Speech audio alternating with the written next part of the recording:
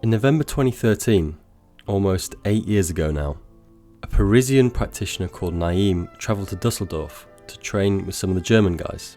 These included Andy Voller, Endis Mustenko, Lukas Rose and Fabian Haupt, of which a few of these I've been fortunate enough to meet and train with. Naïm took his camera and filmed a lot of what went down in Dusseldorf over that period. He then combined this footage with some of the stuff he'd filmed recently from Paris with a Finnish practitioner called Winston Spennert, and made a video called Parkour Imaginatively, of which you can hear the music playing in the background right now. I think a lot of practitioners who have been around for a while will agree with me that this was such a classic. It was so refreshing to see a different style of training, a very meticulous, a very kind of abstract style of training, where getting from A to B wasn't necessarily the goal, but finding new, strange technical challenges and pushing each other in different ways was more the emphasis. In many ways, it recaptured that childlike curiosity that really helps people start parkour. How can I move here? What can I do over there? And really, this is quite a special moment because here we had an old school French practitioner training with the Germans, and through doing this, adopting a new style of training and also showcasing this to the world. It became quite evident in the UK scene and afar that this German style, this German tech, was another way of training and something we could use and implement in our sessions. I think that what we call lines nowadays are kind of the, in quotes, free-running mirror image of this German style. It's less about where you need to get to and more about how you move within a space. Lines for style events and competitions are just using a lot more flips and rotational variations. And yes, I am going on a bit of a tangent here, but it's not for nothing. My guest today is another German practitioner, this time called Thomas Fuchs. And where to begin with this one? I didn't have a clue where this one would go, but I've been so intrigued by Thomas and so curious to see what he's like and what he's about. This episode was a lot of fun, but also was one of the more philosophical episodes. We talked in quite abstract ways about a number of things to do with training, to do with resistance, to do with methods of getting through life and sitting on gold and lots of unusual things. It was great fun and it really stimulated my brain, so I hope it stimulates yours. This is episode 36 with the one and only Fantasthenics.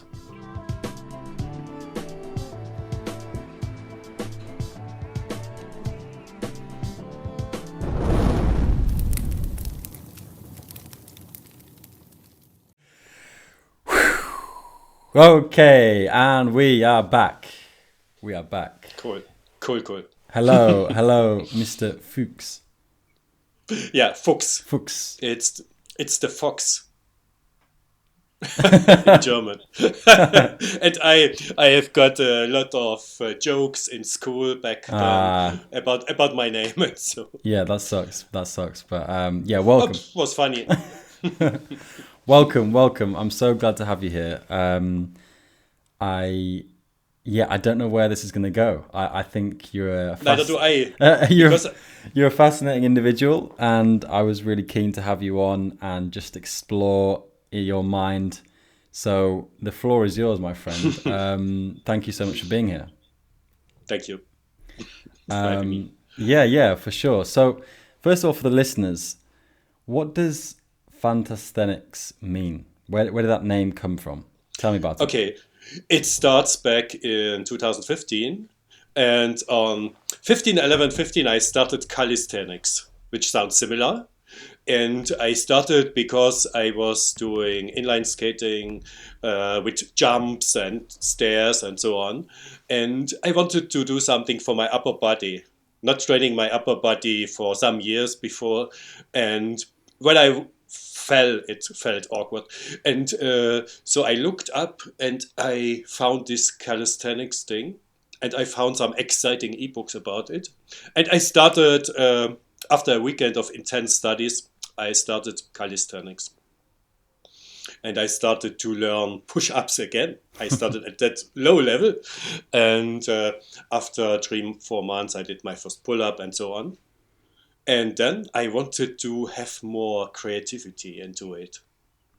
Because up to then, I followed a good plan from the book, like 10 steps to success. I wanted to learn flips. That was really what it was about, because I read about it. You can learn it in 10 steps.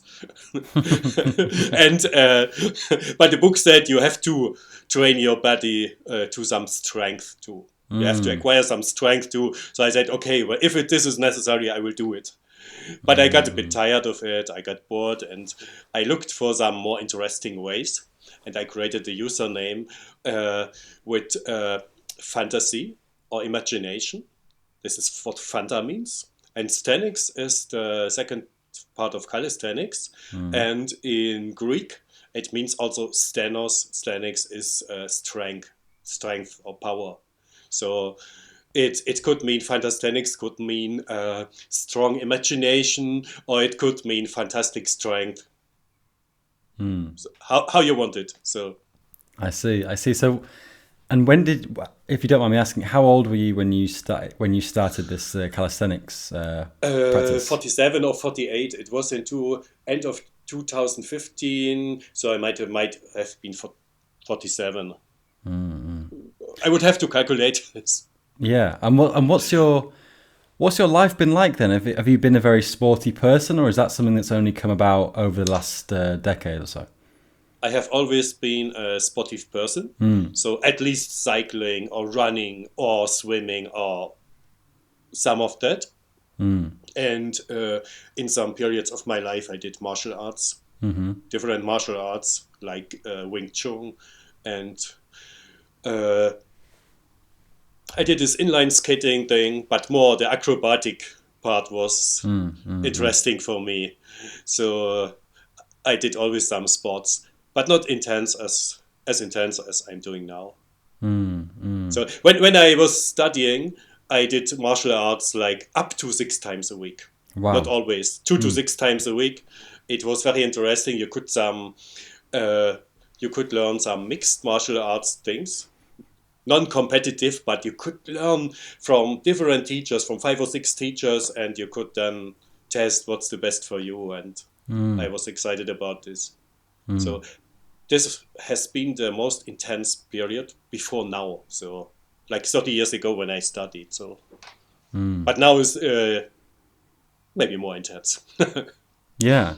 And so do you see yourself as a parkour practitioner, or are you kind of doing kind of your own style of training? I see myself as an artist, first and foremost. Like in my 20s, I was fascinated by Bruce Lee. And I was fascinated by the notion that he was looking at himself as an artist in first place. So, and that's how I see myself too. Because, yeah, carry on, yeah. There is an athletic part, but I see it also as an art to shape the body, to make the body ready for what it wants to do, what I want to do with it. So. Because I've been very taken by your videos, and I know that you've been putting a lot out there on Instagram particularly. Yes. You have, for people who've not seen Thomas, he has a very playful style, a very childish spirit, and it's very energizing and inspiring to see, because from my perspective, it appears that you don't really give a shit about what anyone thinks, and you're just doing your own thing. Is that or am I along the right lines there? That's my objective, not giving whatever what anyone thinks, because to be free, and I learned this also from Bruce Lee, I learned this from life too, to be free, the only way to be really free is inside yourself, in your thoughts, in your feelings, in your expression. So you cannot care about what others think and at the same time express yourself in a free way, because everybody thinks different thoughts. Everybody has a different opinion. That's normal. That's how the world is, and it's good. It's wonderful like this, because from the variety, you can choose.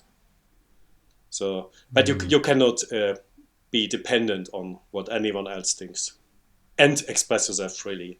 So, I like that. I like that. Do you think that's the path to authenticity? yes, that's it. So, and it's a zigzag. It's a up and down. So, because I'm a physical being, I live in this world where there are other people, and of course I'm influenced by others, and of course I'm affected by what others think. But it's my way to get more independent with time. That's amazing, man. Yeah, I respect that so much. Do you, am I right in saying, because I didn't notice it first because it's really well done, but do you edit all your videos yourself, like all the panning, the post, like the editing? Yeah. Yes, I do it. I learned it in the last years, especially these last 12 or 13 months. And I learned how to record in 360, and how to make a good video out of it. It's an art at itself, so it grows by experience. So. Yeah, because I feel like your Instagram posts have actually got their own style, like the way that the camera moves and things. It's very, very smooth. It's very well done, and it has your kind of your fingerprint, as it were. Footprint, fingerprint. Yes. Yes. That's what I learned in the last year. So how to make this. So. Now, for people listening who maybe have some interest in parkour, or maybe have done a little bit of parkour before, how do you think people can get over this fear then? How do it, because I think a huge barrier, which we don't talk about enough, is that, if you go out in public and do something which is quite niche, quite strange, you're very vulnerable. You're very vulnerable to what other people think and how other people are going to judge you. And getting over this barrier takes time for many people, because only until you're competent at doing something do you feel confident enough to show it to people. So what advice, how would you advise people who are just starting out, or just doing some solo training? How would you help them in this way? Okay, this is not so easy to answer, because everybody has their own way to let me speak about myself personally. So I have been training myself in this not giving a rip what anybody else thinks for years in other areas, because years ago I started approaching women on the street, because I was a very shy person. And I read some material that men can learn this, and I wanted to learn it because it was fun. It was fun because it was self-development, and you give something like a compliment and you get back something like a smile, and I was fascinated by this way. So I got into it, and I did it for some years, and then I coached it. So this is not new for me, because I trained myself before, not to give a rip what anybody thinks. And so I cannot really speak for somebody who's very new to this kind of mindset. When I would coach them to find the good feeling, to find the excitement for what I want to do. So to find such a strong excitement, such a strong wanting to go forward to their goal, such a strong goal and such a strong feeling that they really don't give a fuck. They don't give a rip what anyone else thinks. So, and this is not something you will succeed every time. So, when I was my pick-up career, my approaching women on the street and saying something. Yes, I sometimes or almost always I pushed myself up with an espresso or in the cold shower, and then I somehow pushed myself out on the street, and then I got it going somehow. But today I would approach it differently, in a more softer way, to get first to get the energy going. I mean, with energy, I mean the feeling, the excitement. Why do I want to do this? What is my goal, my objective? And how do I feel when I have reached my objective? So it doesn't work it doesn't work every time, but I would try to start with a good enough reason, with a good enough feeling, with a good enough excitement too. So are you so you're saying that essentially to put yourself voluntarily in a difficult position, it requires you to have something in the distance, or a feeling, or something to aim towards that's so good that it's going to push you. It's going to push you past that fear. Yeah. It's going to, or better said, it's going to pull you toward it. Pull. Sorry, my bad. Yes. That would be the difference.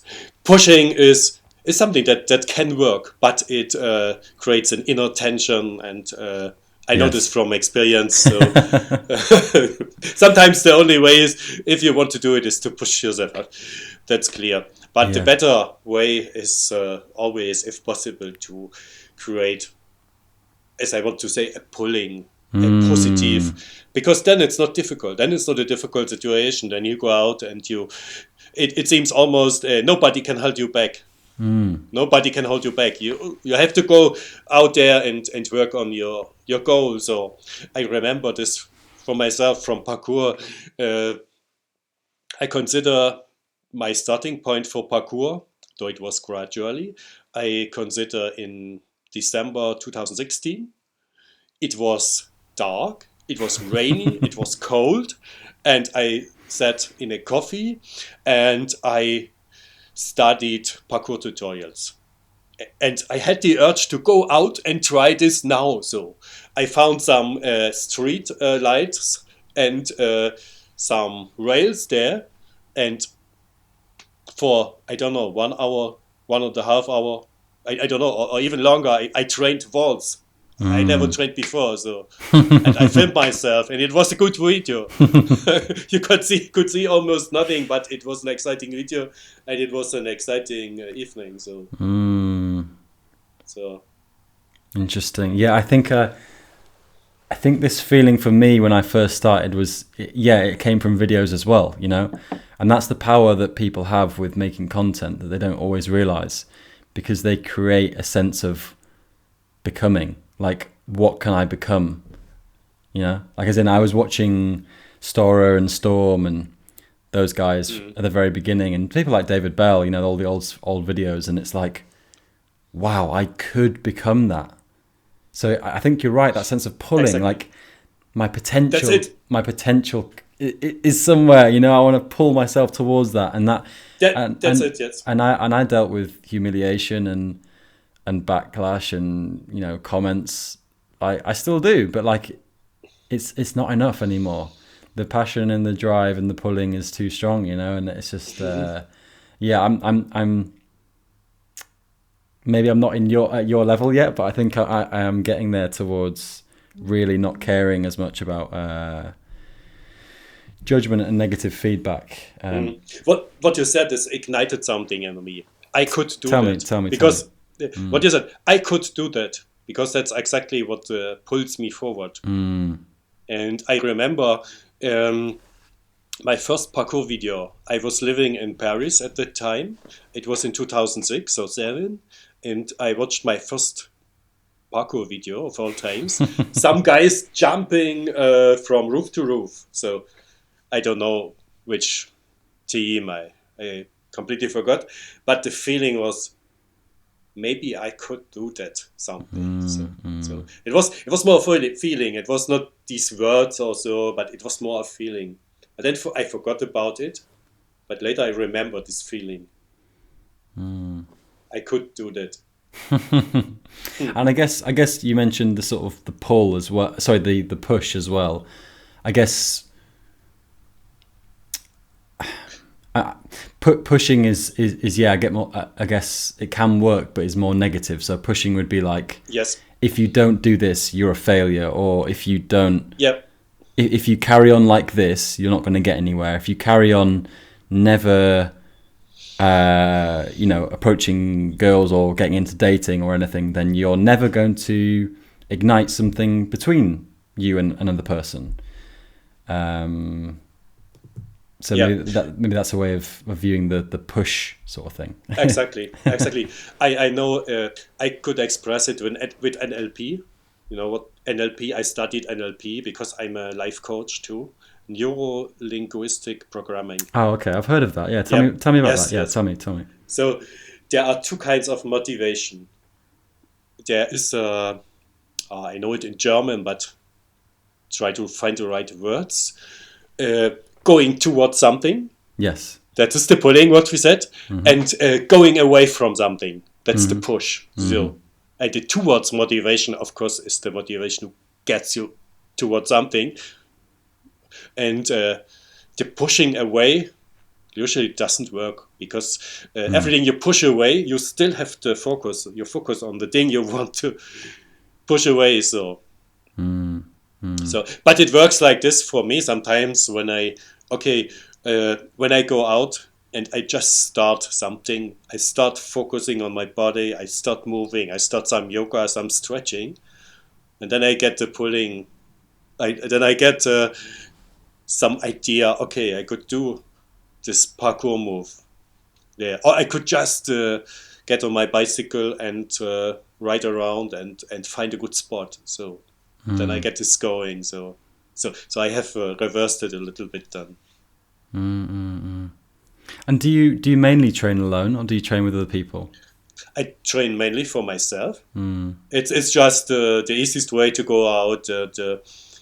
You don't have to arrange anything, and and I realized in my city in Leipzig the parkour scene is more organized in clubs. Okay. So I meet these people from the clubs, and there's especially one big parkour club or association, and they are nice guys, and sometimes we train together, and but that's it. I don't want to enter in a club because for me it's more something I do free for me. So yes, and there are for sure there are other people, but it's like some friends training for them, and so there is not yet this open community here, as far as I know, and I think I know almost everything. so maybe it will form around me, and this is already starting. I train with people I know from Instagram sometimes, and I train with people who do calisthenics or who do juggling or who do some acrobatics. So we all have something in common. So yeah. There are these sporadic meetings, these spontaneous meetings. So and a lot of people they recognize me, which is a very, very cool thing. So, and yesterday I was there in the park, some band playing, and a girl comes to me. Can I make a photo with you? Or she said, "Are you Fantasthenics?" I said, "Yeah, okay. Can I make a photo with you?" So this is something. It's just cool. It's just nice. That's good, but that must be an effect of your authenticity, you know. I think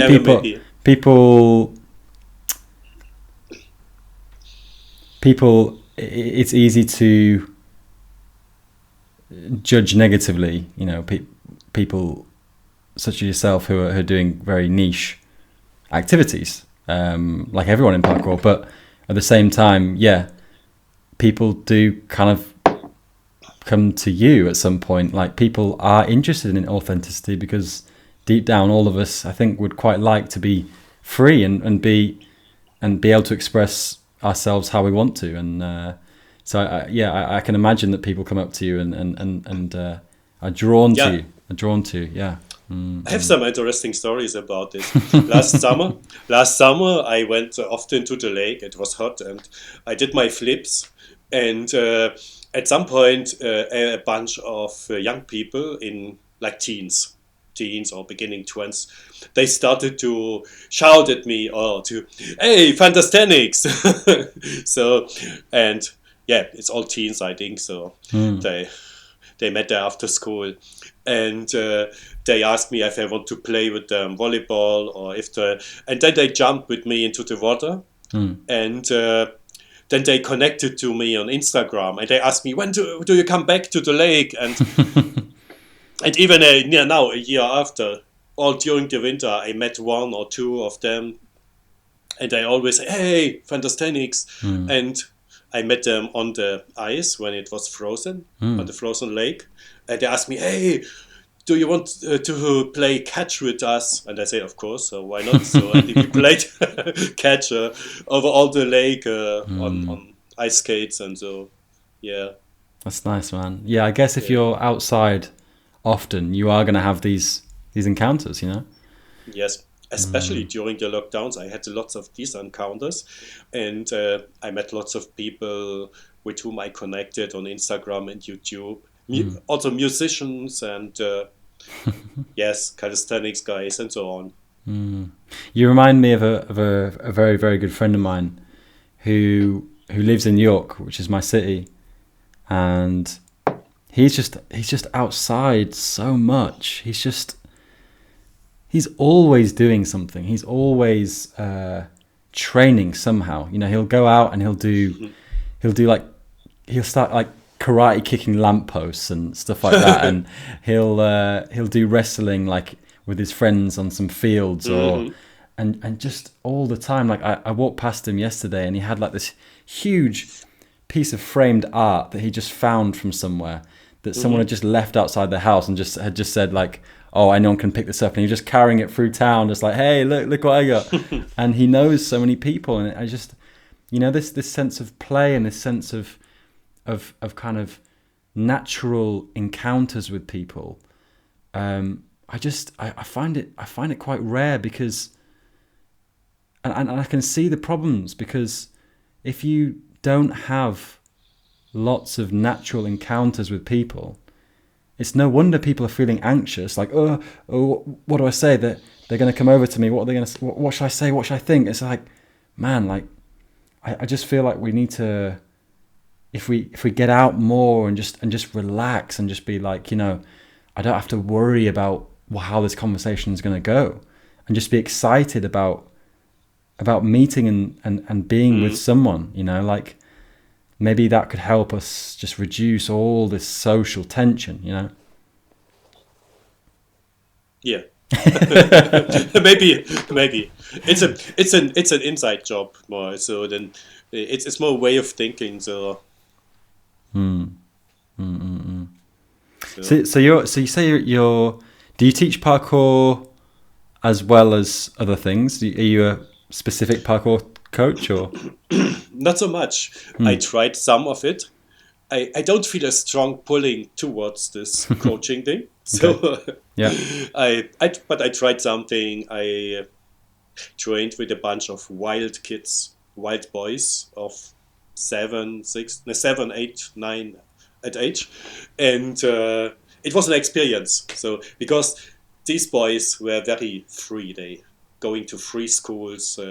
They don't like discipline or something, which is a good thing, I think so. But it was for me. I don't have any background in pedagogics, and I don't have yet any own kids. So so it was a good challenge, and it was a good process of learning. It was mostly fun. So, but I decided. That's not my main road to go at the moment. So I stopped it. I wanted to focus on my own progress, my own videos, my own art. So, and I worked also with adults, but also only with a very small group, like 2. So we had fun. They had fun. They said, "Okay, it's a pleasure. It's fun." And but it was not the feeling for me to go more intense in this direction. Not yet. Maybe not yet. Why do you think that is? Why do you think there's less motivation there? I don't know. I really don't know. It's just like that. It could change. Maybe it will change. And maybe one part of it is I think I have to do some education to make a trainer license or something. Okay. Yeah. If I want to teach at schools also, I really have to. No matter if the trainer license is parkour or something related to sports, but I want to see it. And I would have to learn a lot about methodics. So, and I am at the moment I'm more the person who wants to do things very freely. So. And so yeah, I noticed that. Oh, go on. Maybe it can go together. So maybe I can be free and do things in a very free way and teach people very good things. So maybe there's this combination which is maybe waiting to get out into the world. So yes, could be it. So, yeah. Well, something I keep saying on this podcast, which may be getting boring to listeners at this point, but I see the parkour world as very small, and I see that all these figureheads, like yourself, other well-known people, athletes, practitioners, they're sitting on gold. Like the value you guys have to share with others is so huge, and that really excites me. I think that's, for me personally, that's kind of the pulling, because I wasn't initially into coaching very much. I didn't really see how it could be me, but then I've always, in stories, I've always really liked, the old sensei, the old guru, the old wise man, the mentor, the inspiration, all of these sort of archetypes, and for me that's the pull, because why not? Like I want to be that guy. I want to be that motherfucker eventually. Yeah. What do you mean by sitting on gold? Because that gets something something vibrating in me. Sitting on gold. What do you mean? I think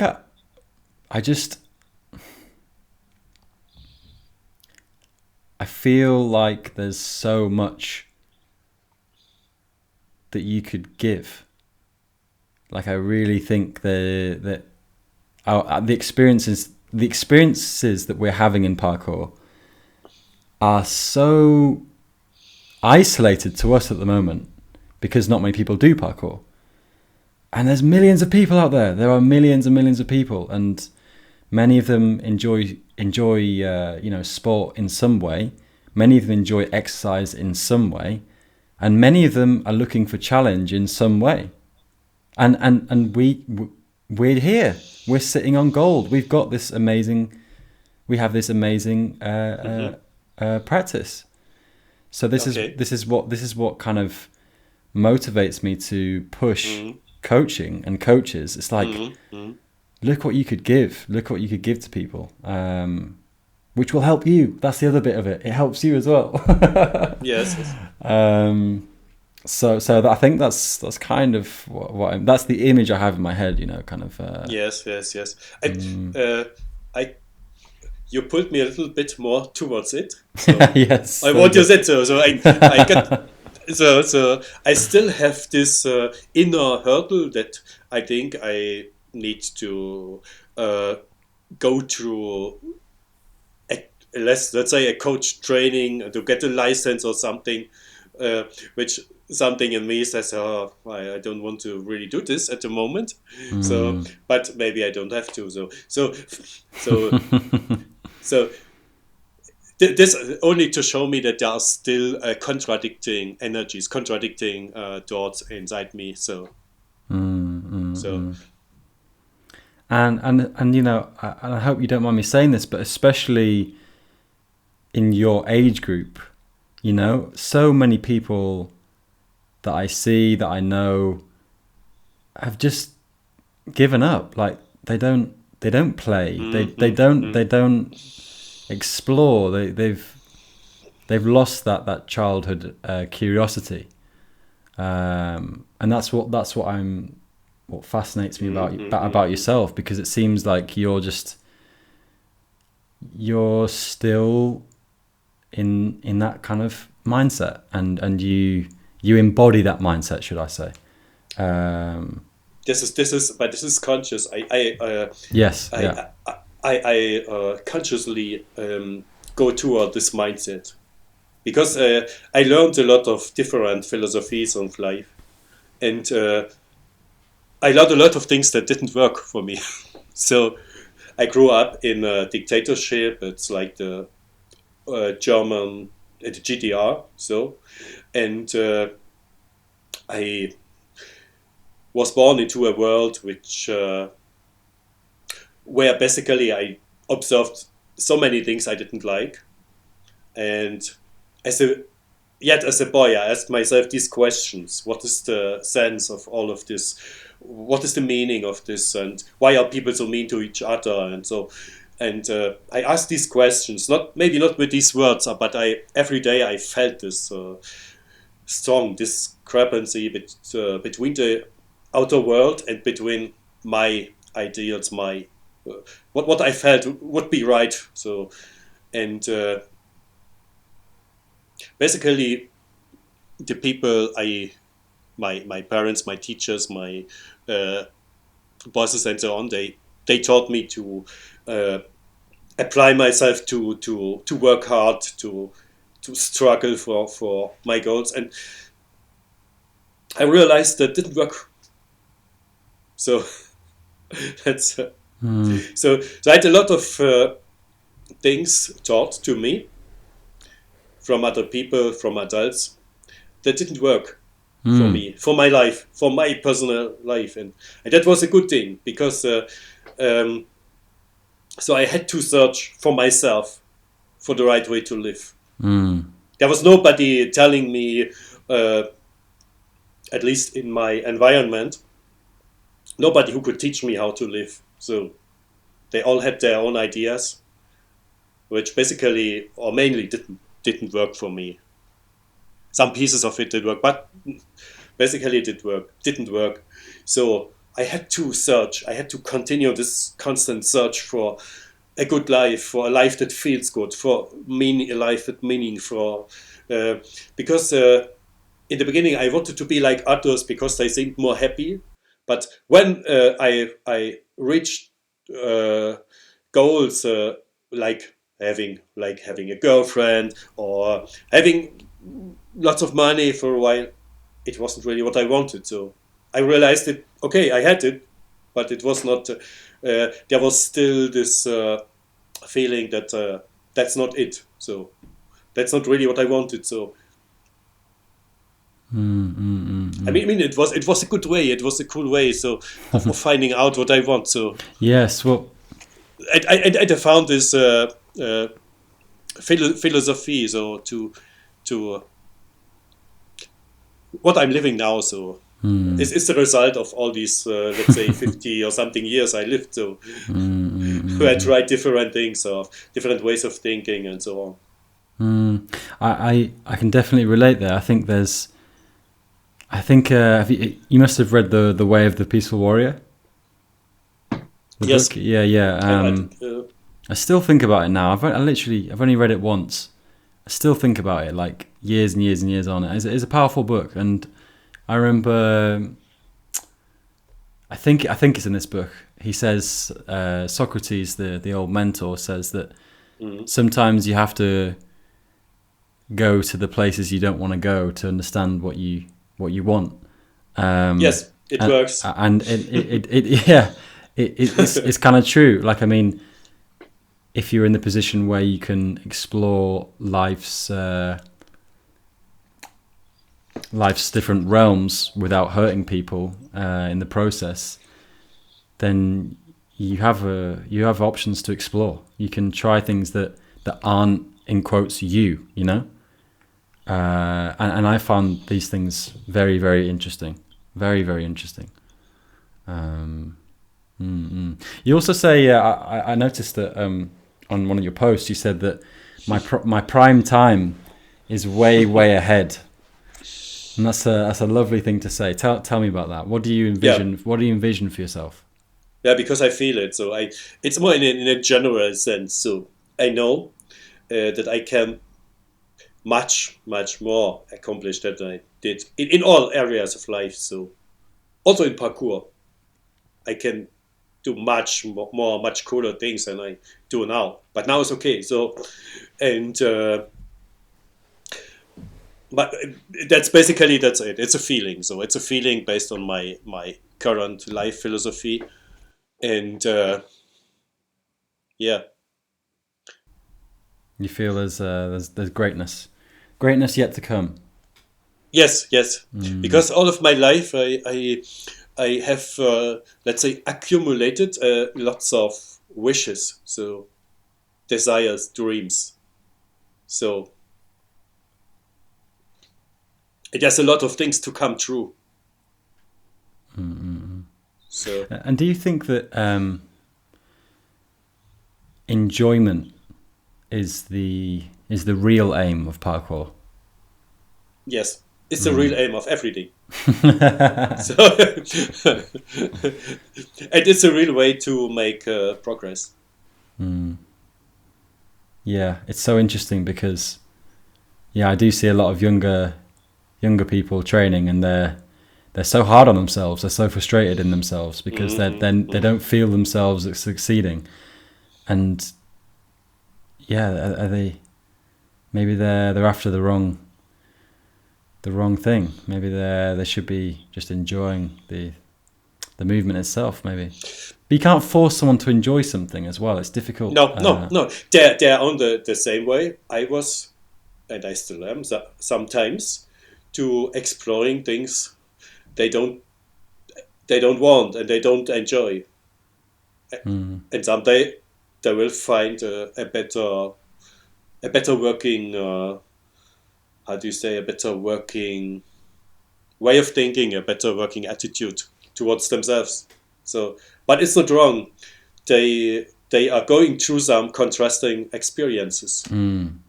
It's self-created, but maybe everything is self-created by our thoughts. So the way we look to a situation, the way we feel about the situation, maybe it's the only thing we can really change. But it changes everything. So and they will discover it maybe. Yes, maybe. So maybe. And who? When you do, is life coaching something you do regularly? Yes. Yeah. So I'm kind of like a professional. So yes. And how? I'm a professional, not kind of so. Yes. I'm doing it for 10 years now. Yes. And how do you? It's such an interesting kind of title because obviously life is turbulent and vast and difficult and wonderful, and so how on earth do you coach? How do you help people? Is it what are your techniques? Yeah, how do you do it? I learned a lot of techniques basically. So I learned a lot of NLP, 3 years of NLP and 3 years of other techniques with the body and everything you can imagine, and I simplified everything in the last 10 years. So I could say I simplified it, and now I focus on how can this person feel better about their goal, or in general, or about finding their goal, or whatever their problem is. So This is the essence of what I'm coaching, I'm teaching. I'm teaching them techniques to feel better. And what does that look like? Is that in person? Is that listening? Is that advising? What does it consist of? Yes, usually in person or per video. And but audio is normally could be sufficient. So because it can do a lot with words and writing down and so on. You can look at the situation. And usually people come to me when they feel bad about the situation, it's clear. And you can look to a situation in slightly different ways and instantly feel better about the situation. And you can train these techniques. It's training your thoughts. In the beginning, we make it in writing, so because it sticks more, it's more intense, more clear, and they can learn it. That's one technique I teach. Back to the basics, back to the roots, which are our thoughts about every situation. Our thoughts make how we feel about the situation. And when we feel better about the situation, we are nearer to a solution. So we have better ideas about how to change it. Something that I've been exploring a bit more recently is affirmations. The way that we affirm who we are and how we behave is something that I'm really finding value in. I've written out a kind of list of affirmations and stuck it up on near my bedroom door, and every day before I go to bed and when I wake up, just say them out loud and just get into try and weave these affirmations into like the fabric of my thoughts, so that they're part of the structure now. Because I've been in dark places with my thoughts, and it's incredible how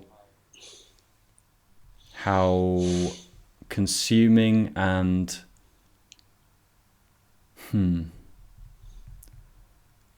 illusionary it is.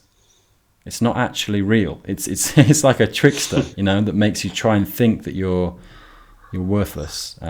So I'm really focusing on affirmations, and it's great for training, because you realize that you start to believe in yourself a bit more, and therefore your body starts to be a little less tense and a little bit more in tune, and it's just I've got something for you. Please. So maybe you realized that some days or some moments these affirmations work better than others. Is it like this, or it's always the same? Yeah. I mean, yeah. Okay. Yeah. There's some difference. Yeah. Yes. And usually when you feel better already, these affirmations work great. When you feel good, affirmations usually work good. Yeah. So when you're in a bad feeling place, they might not work. Because your mind will say, okay, you don't believe this, don't you? Or something like well your mind will contradict, because you cannot make big jumps in your, usually not, maybe some people can, but in your state of mind, in your state of feeling. So when you in a moment when you're feeling down on yourself, they might not work. So if they don't work, if you realize that they don't work in this moment, or even make you feel worse, stop with it and say, okay, this is not the right moment. I will try later. I will try some softer affirmations or something. That's true. Affirmations tend to be quite powerful. They quite hyperbolic almost. Like they tend to be, I aim for good. These are very like big statements.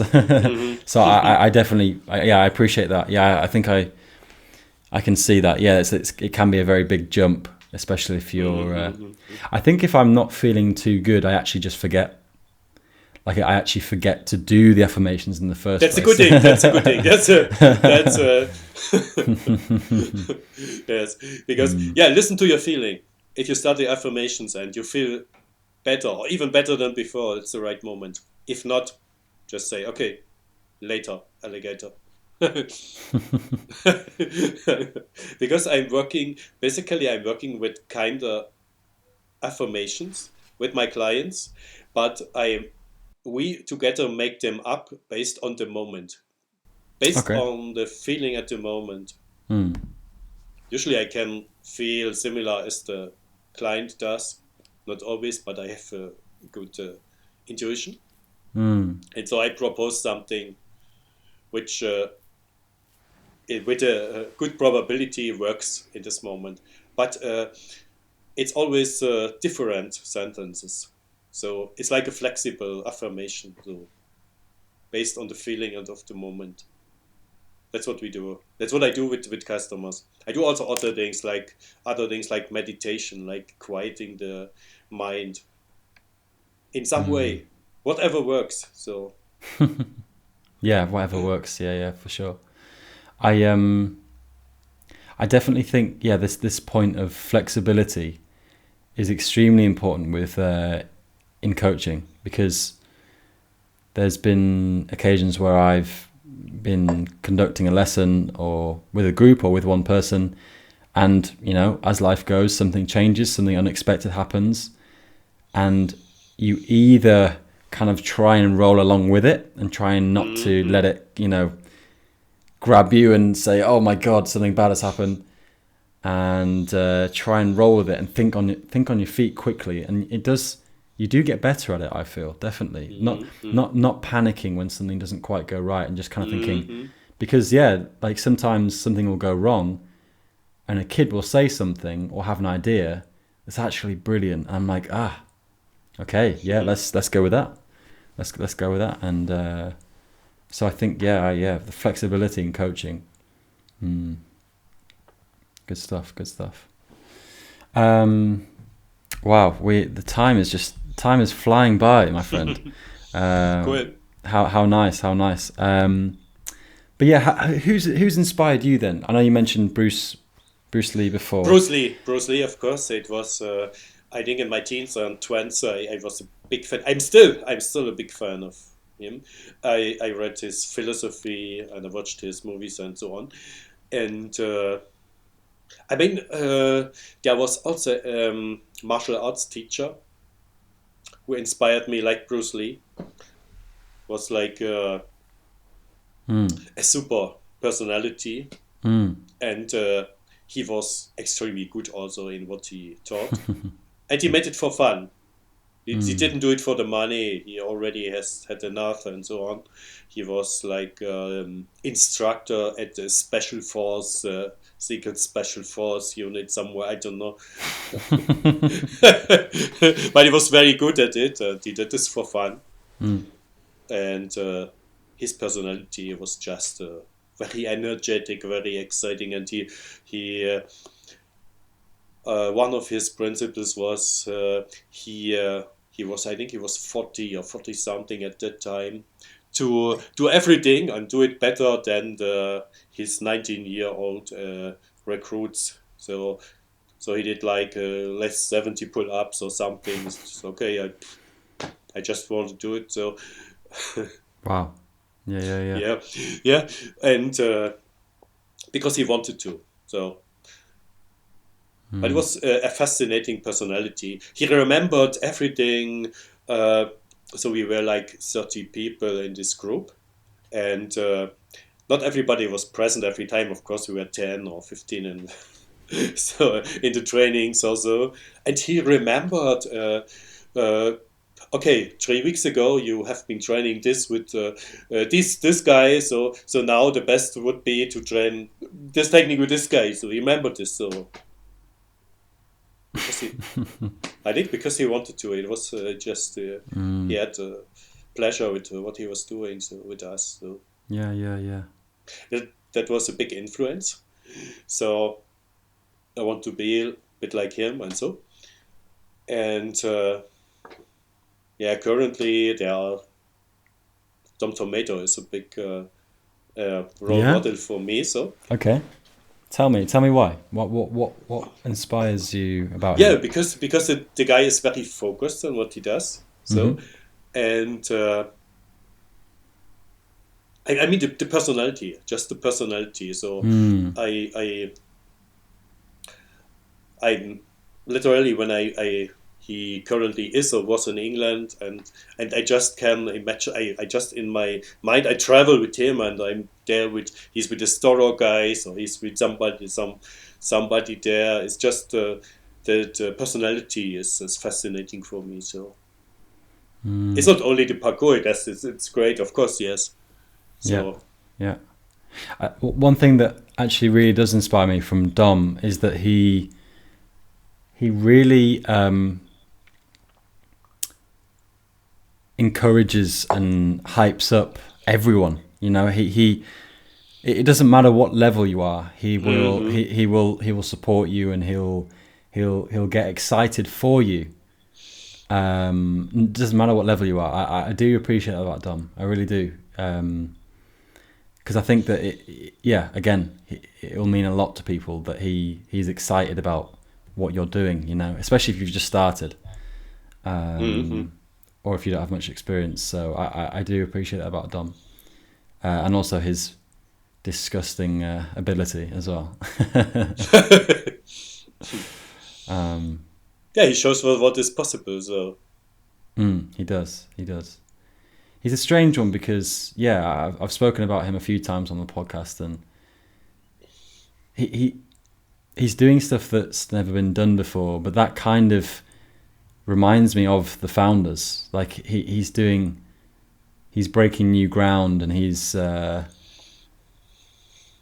has quite a rugged kind of style, and in a weird way, it does remind me of the kind of the founders being very strong, being able to take a lot of impact, and so yeah, Dom is definitely a force for our scene. I think, yeah.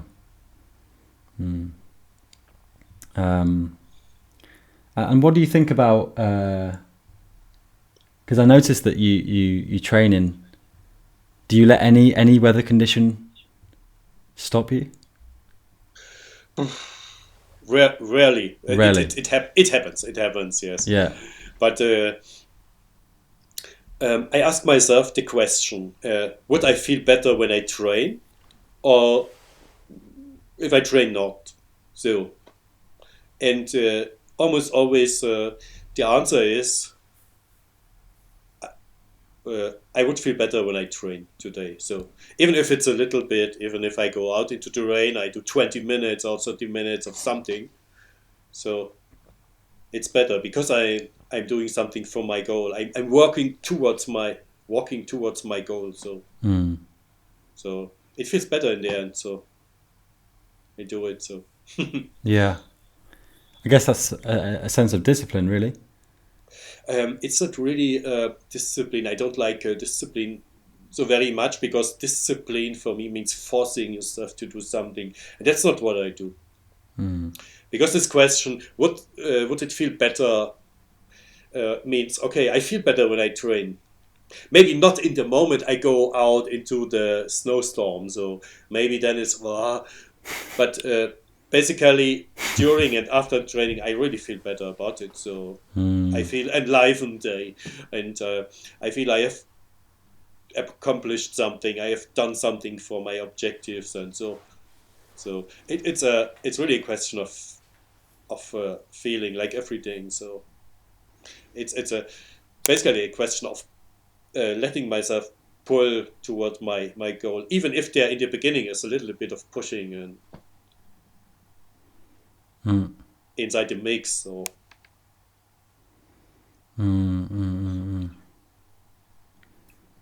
yeah, I'm running out. Yeah, carry on. Yeah, it's going with the momentum because I've built up to this moment, and I've built up some momentum. I have built up some abilities of the body and of the mind, and so the best way is to just go with it, to just continue with it and see what comes out of it. So yes, go with the flow. Let me throw something at you here, because this is something that I've been thinking about recently as well. It's I was out doing some mountain biking not too long ago, which is quite foreign to me, not something I'm very skilled at. But we came to this quite steep hill, and I looked at it and I thought, nah, I'm not going to do that. That looks too dangerous. I'm going to fall. And my friend who was with me was basically saying that, listen, if you start doing this descent down this hill, if you slam the brakes on, then you're going to hurt yourself. Okay? If you panic and grab the brakes, the bike's going to slip out, you're going to fall over, you're going to hurt yourself. If you start going down the hill and just put on medium pressure, and just hold your nerve mentally and just go along with the flow and go along with the momentum, you'll be fine. And sure enough, I tried it, and I fought the urge not to panic. Sorry, I fought the urge to panic, and I held it just gently, going down, and I was fine. And it's something that suddenly I've seen it. It's like connected so many dots for me, because think about twisting as well. You know, people that do twisting, they put effort into a kind of bodily shape, and then go with it. If you try and freak out whilst you're, like, I saw this amazing clip of an ice skating pair, and the guy grabs her waist and throws her into the air. She spins like 4 times, and they're so calm because she just goes. She goes with it. If she threw her arms out and changed her shape midair, she'd come crashing down horribly. But going with it, going with the momentum, letting it take you. I'm seeing it everywhere now. It's really interesting. You know, the idea as well of commitment being less dangerous than not committing. You know, going with something, going with 2 feet out, landing on a wall, bouncing back, rather than flailing or putting 1 foot down or something. So I'm really, really interested in this concept. Trampolining as well. You see it in trampolining. You know, the force of the trampoline. If you just hold a position, let it take you, you'll be fine. Same as swinging, laches. If you let it take you, if you understand the momentum, if you don't fight it, then it'll help you. Maybe. I'm trying to connect the dots somehow, but it makes sense at the moment to me, definitely. But as a philosophy as well, you know, I think it sounds like you kind of embody that as well. You don't let kind of resistance dictate how you live.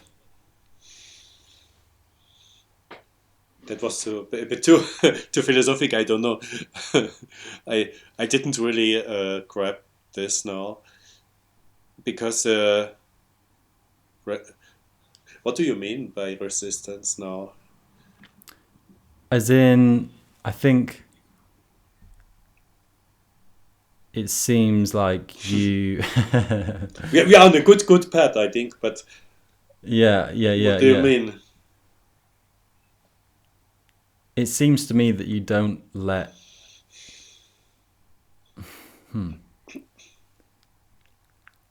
Okay, putting it simply, it seems like you don't let things stop you generally. You kind of, you want to be free in your movement, your behavior, your life, and you don't. Yeah, you bend with things, you know, like you bend with life struggles rather than. Go. Yeah. Yes, that's going with the flow. Yes. Yeah. Something. Yeah, but resistance is maybe it's the right word, because we always have resistance. Resistance means only contradictory thoughts. So means I want to do this, but it's so cold, or I want to do this, but I'm not able to. So, and yes, I try to work with this and to uh, to make it more streamlined, to make it more like working body and mind in one direction. But you always have, as a human, you have always this uh, what we call resistance, these contradictory thoughts. So because we learn from others, we learn from experiences and so on. Yeah. Yeah, we're very. I noticed something that we've been doing in this conversation is speaking quite in abstract, kind of Yes. That was a point. Yes. which feels brilliant. It feels fantastic. Sometimes I'm very wary of abstract conversations because I want to know like the what, like I want to know, but what are you talking about? You talk about this term, that term, but it's easier said than done. I think maybe a way to explain the what is to give examples. Yes. You can say, I like to go with the flow. Okay, well, how? What does that mean? Yes, exactly. When? What does it mean? It can mean everything. So you could give an example. Maybe you could say, when someone yells something at me, I turn the other cheek, or I say turn it into a conversation, or I use that kind of slight frustration to help me break a jump, or I don't know. I'm trying to. Yeah, but in this example, it depends on my mood. I might yell back, and I might get aggressive when when I'm in an angry mood. I will, of course, I will yell back. Or when I'm in a fearful mood, I might run away. So, or when I'm in a good mood, I might also run away, but with with joy. I might beat. Normally, when I'm in a good mood, I'm unaffected. So because I know it's some guy or girl who doesn't feel good at the moment and feels aggressive, and maybe now that he or she yelled, he feels better. So so that's good. Yeah, I hadn't thought of it like that actually. Yeah, they feel. Yes. They're doing it to feel better. Yeah, actually, that's a good point. Yes. That is a good point. Like it. I like it. Yeah. So I guess. Yeah. I mean, we've gone over an hour now, but I guess my last question for you really is what is next for Thomas? What do you see yourself doing? I know that you've been making these videos, particularly over the last year, and that's been a sort of project for you in a way. But what do you see next, if you do see things?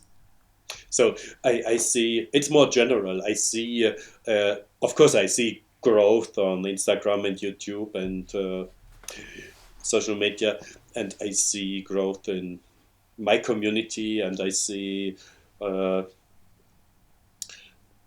projects. I want to do more cooperations with people.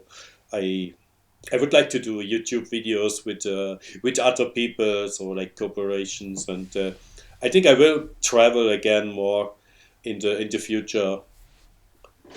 Not now. I don't feel the urge to travel now because I have everything here.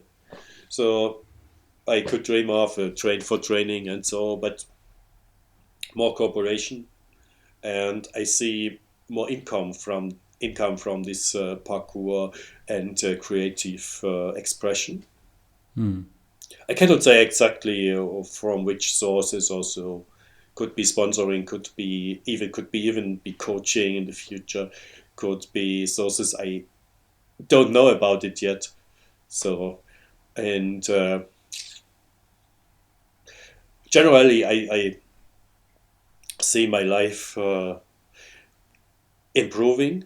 Of course, everybody sees, and I think this parkour thing is a big part. Will be big part of it. Not everything, but like a big part of it. It will influence my coaching because people will will come and they will ask, okay, how do you do this, and can you teach me this? I already had people asking me this on Instagram also. I want to be like you or something like this. Mm-hmm. Mm-hmm. So good. Yeah. That was very energizing, Thomas. Thank you so much for coming on. Thank you. I really appreciate you coming on, and hopefully our paths will cross again sometime. That would be lovely. That would be nice. Wonderful. Yes, yeah, you're always welcome in England. And I genuinely, I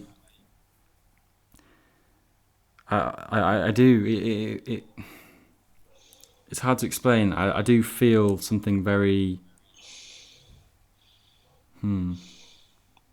I have a very deep respect for what you do. Thank you. Because it's not easy, man. Not easy. I think it's easy because it's my calling. If it's my okay, yeah. Okay. If it wouldn't be easy, I could not do it for such a long time because it's already 4.5 year parkour, and so it's every other thing I quit before in life. Okay. Almost every not every job though, but every other thing I did beside of this. So yeah. So yeah. I think it's easy to go towards something you that's really calling you. Good. Because when you feel it, when you feel good, going toward it, it's. That's how I feel with this podcast. That's exactly how I feel with this podcast. It's no effort. It is effort, but it's no effort, if you know what I mean. But you want to do it. You want to do it. Yeah. To other people, it might look like hard work, but you want to do it, and you love to do it. So yeah, exactly. That's exactly it. So yeah, listeners, listen up. Go and check out Thomas. Go and check out his Instagram, his YouTube. All that stuff will be in the descriptions. You can go and find that. Thank you for listening, everyone. Thank you once again, Thomas. From me, goodbye and good night, and see you next time. Thank you. Bye. So, that's the end of the episode. Really hope you enjoyed it. Thanks for sticking around, whether you caught it on YouTube or Spotify. If you did enjoy it, hit subscribe on YouTube and you'll be updated with new episodes. Likewise on Spotify, you can hit follow. As always, I love hearing feedback, good or bad or ugly. So please get in touch, get involved. I want to be part of this community. I want to hear your thoughts. I put a lot of thought, care and work into these episodes. So if you really enjoyed it and want to support me and be a legend, then you can do so with the Buy Me a Coffee link underneath. This means you can give me some sort of donation, anything will do, and that will definitely energize me to make more of these podcasts and produce more content for you guys. Other than that, have a wicked day. Train hard, train safe, train soon.